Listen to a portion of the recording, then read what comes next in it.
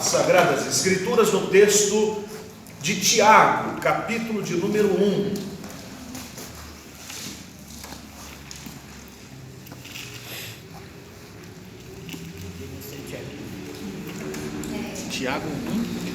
Tiago, capítulo 1.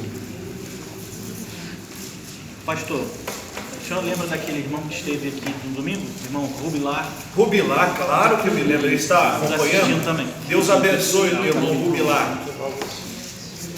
Tiago capítulo 1, verso 19. Diz assim, acharam, meus irmãos? Está difícil aí? Acharam? Muito bem. Sabeis estas coisas, meus amados irmãos. Todo homem, pois, seja pronto para ouvir, tardio para falar, tardio para se irar. Porque a ira do homem não produz a justiça de Deus. Portanto, despojando-vos de toda impureza e acúmulo de maldade, acolhei com mansidão a palavra em vós implantada, a qual é poderosa para salvar a vossa alma.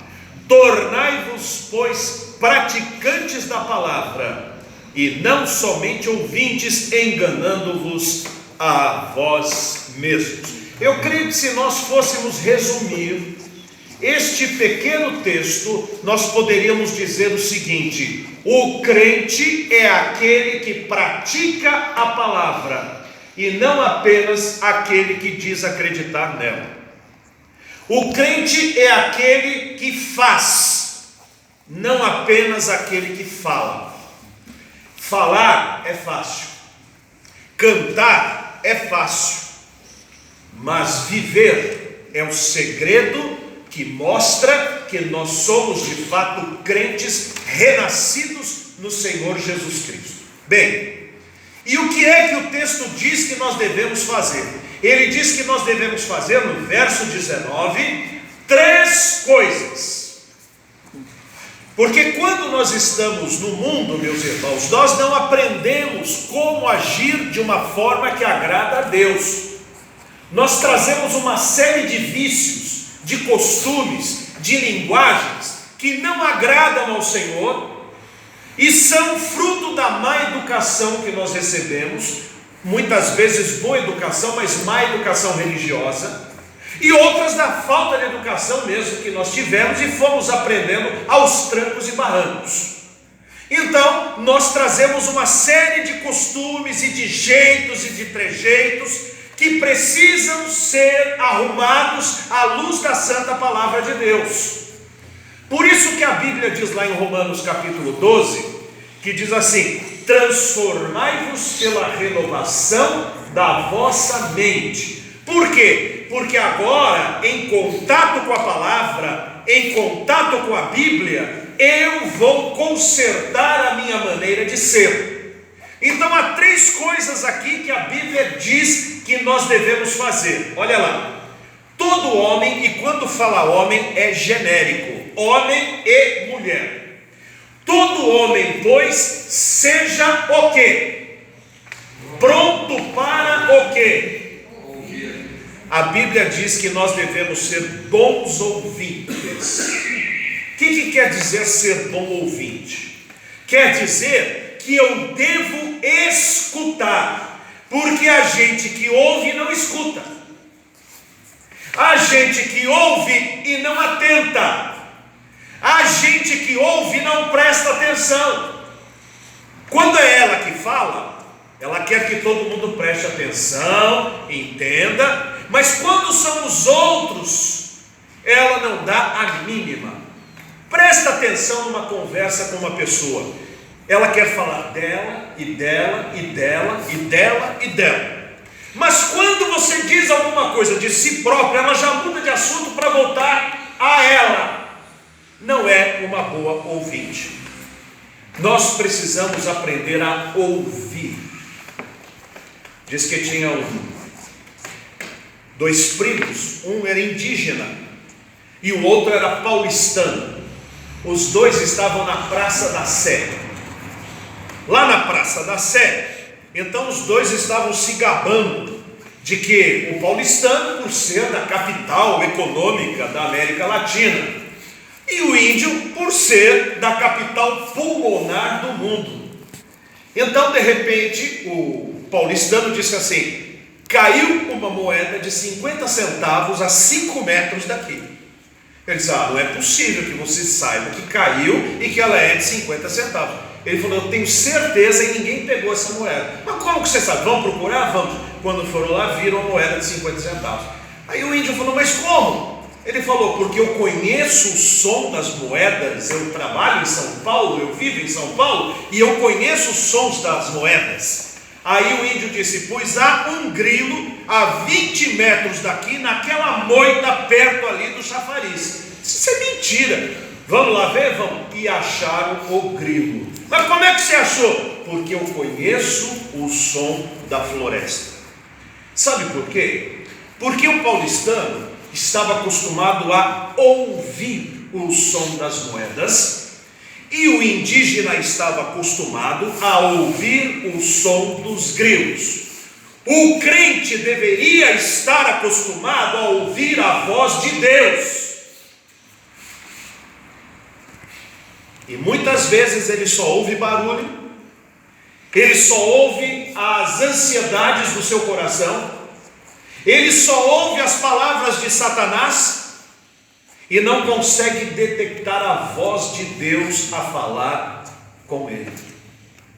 Como é que a gente para e presta atenção em alguma coisa? Experimente sair do centro urbano e vá lá para o sítio do irmão Fraia, lá para o acampamento, para a casa da irmã Giane, ou para uma casa que esteja num lugar quieto, e pare um pouquinho. Seu ouvido está fazendo zumbido, mas daqui a pouco você começa a escutar um pássaro, você ouve um macaco, você escuta uma água caindo numa bica, porque o ouvido começa a acostumar-se àquele som e detecta. A Bíblia diz que o homem de Deus tem que saber ouvir. Muitos conflitos acontecem porque nós não sabemos ouvir, nós só sabemos falar. E às vezes ouvir é a solução. Eu atendi uma pessoa no gabinete, não nesta igreja, em outra igreja. Ela ficou 1h30 falando. Quando terminou, ela disse assim: pastor, como é bom conversar com o senhor. Na verdade, o que ela estava precisando era ser ouvida.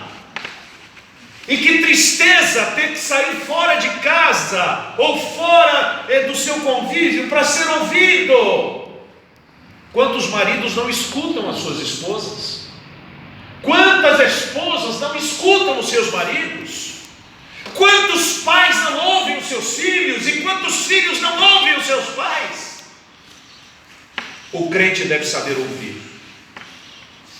Qual é a segunda coisa que ele deve ser? Diz que todo seja pronto para ouvir. Qual é? E depois? Tardio para falar. O que é a palavra tardio? Pensar. É demorado. Demorado. O que ele está dizendo? Está dizendo assim: fale bem depois, não fale agora.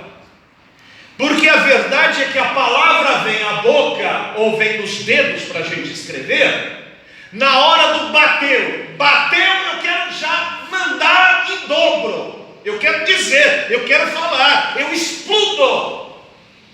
Mas a palavra de Deus diz que o crente deve ser tardio para falar. E por que ele deve ser tardio para falar? Está escrito no verso 20: porque a ira do homem não produz a justiça de Deus. Ou seja, quando eu quero fazer justiça com as próprias mãos, quando eu quero tirar satisfações com a minha própria língua, quando eu quero castigar com todo o ímpeto de me sentir agredido, eu falo: agora eu te agrido em dobro. Deus fala: você quer fazer do seu jeito? Pode fazer, só que não conte comigo para resolver o aborrecimento que você está criando. O problema é seu. Sabe, meus irmãos, nós aprendemos a ter muitos direitos. Nós queremos ter direitos. Mas quando nós nos convertemos a Jesus Cristo, diz a Bíblia que Ele se torna o nosso Senhor. E Senhor aqui não é apenas um título, um pronome de tratamento. Ele é dono, como se fosse dono de um escravo. Eu passo a ser propriedade dele. Nós não vivemos no tempo dos escravos brasileiros, se bem que todos nós, de certa maneira, somos piores do que os escravos, porque os impostos que nós pagamos nos transformam em verdadeiros escravos. Mas naquele tempo, quando possuíam escravos, o escravo não tem direito. O escravo é contado a grosso como se fosse cabeça de gado.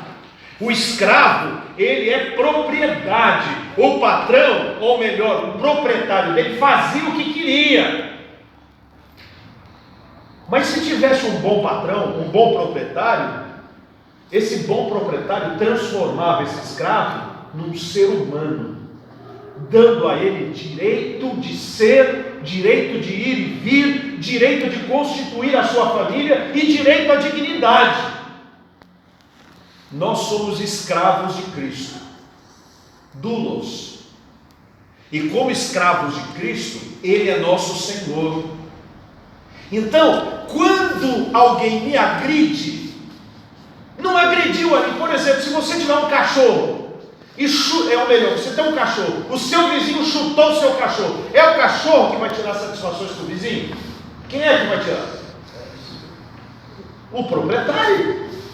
Então, se alguém me agredir, quem é que deve tirar satisfações com o agressor?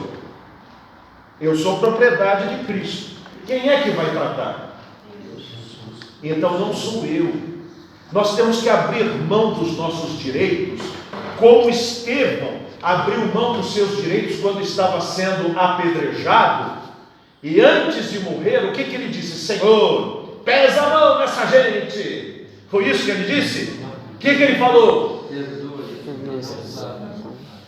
Você diz assim: eu não aguentaria fazer isso. Mas eu digo para você, se você não aguentar, você não é cristão. Porque quem é cristão é dotado da graça de Deus para saber perdoar e esperar em Deus o suprimento da sua necessidade. Como aquela senhora que foi obrigada a vender a sua propriedade porque estava debaixo de ameaça. Queria o proprietário da maioria das terras, viu um pedacinho que era daquela senhora, era a única terra que ela tinha, e falaram: a senhora vai ter que vender para nós. Mas eu não quero vender, mas vai vender ou nós matamos a sua família. E ela vendeu, era uma propriedade razoável, ganhou talvez 20% do que ela valia, e com aquele dinheirinho, ela era uma serva de Deus, com aquele dinheirinho ela comprou uma terra seca na beira da rodovia. Mas ela deu graças e disse: Senhor, pleitei a minha causa.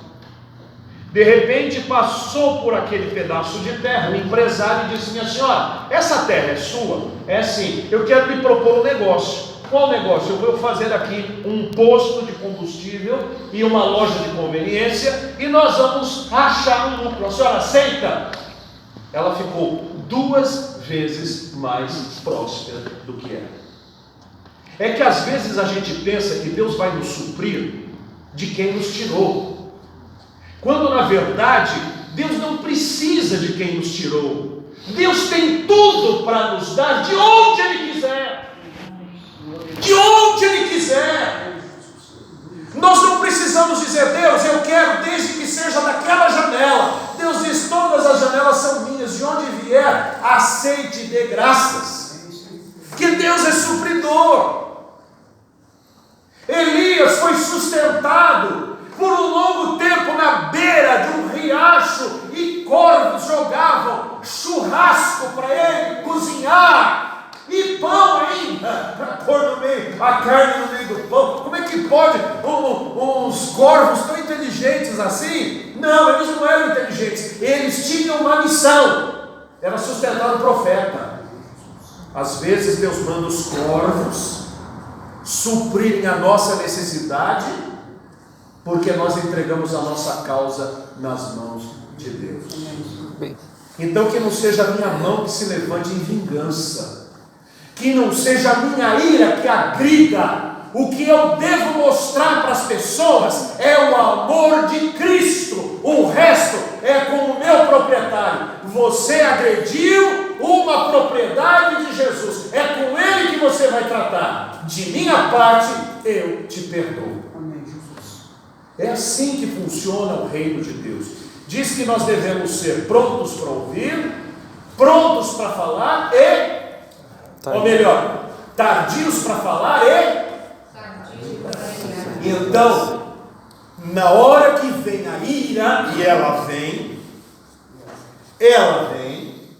eu me lembro uma vez que eu fui no Ceasa, junto com meu irmão, com a Milu, nós fomos dar uma volta lá para ver se achava umas verduras mais baratas, e tinha um homem furando coco, e de repente ele pegou, escapou um coco, caiu bem na ponta do meu dedo que estava com encravada. Mas eu levei uma cocada no meu dedo. Meus irmãos, subiu fogo, e não era do Espírito Santo não. A minha vontade, o irmão sabe qual era, né? Era dar uma cocada na cabeça dele. A Bíblia diz que a ira vem, mas que eu devo conter a ira com a graça de Deus. Deus dá graça. Então, quando você tiver que se irar, saia do lugar, respire fundo, pense em outra coisa, ore ao Senhor, não resolva as coisas naquele momento, porque você não será feliz. É por isso que muitos pais antigos surravam seus filhos a ponto de sangrá-los, e alguns, quiçá, de matá-los, porque é a gota d'água, né? Ele já está uma panela de pressão, de repente o filho fazendo arruaça, ele foi lá e despachou. Quando a ira passou, ele viu o estrago que fez. É por isso que há tantos crimes passionais. É por isso que maridos matam esposas e esposas matam maridos, porque não aprenderam na santa palavra que está escrito: sejam tardios para se irarem. Nós precisamos aprender como viver como crentes, porque muitos de nós estamos no reino, mas não vivemos como filhos do reino. É como se nós fôssemos alemães, e ao invés de falar alemão, falamos turco.